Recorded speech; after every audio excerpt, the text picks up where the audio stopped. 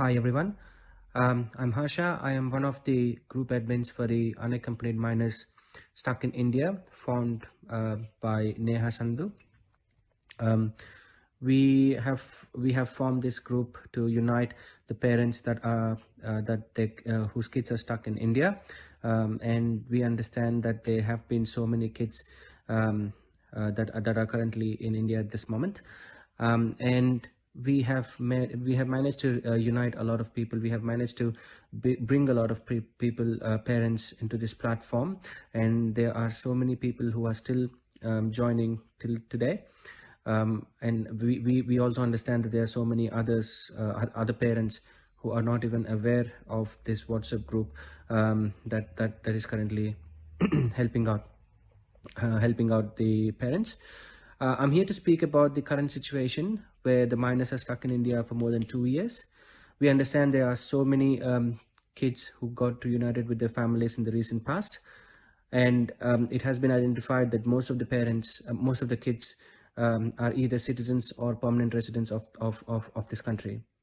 There's so many other kids whose parents are on temporary visas or students, and who are still in India.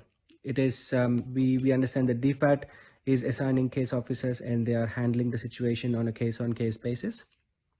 However, we feel that they are not able to provide enough support and guidance to the patient, to the parents, or the encouragement to the parents who are already in the distress by losing their loved ones in and by leaving their loved ones in India.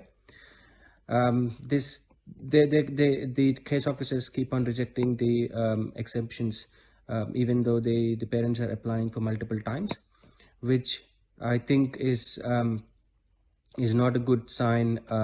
Is not a good sign. Um, which is not a good sign at all.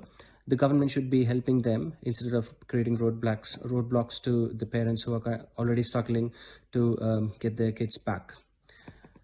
And about the quarantine facilities, I think it is better if we get the pressure on the government to increase or approve the exemptions for the parents to stay with the kids when the kids are traveling with someone else.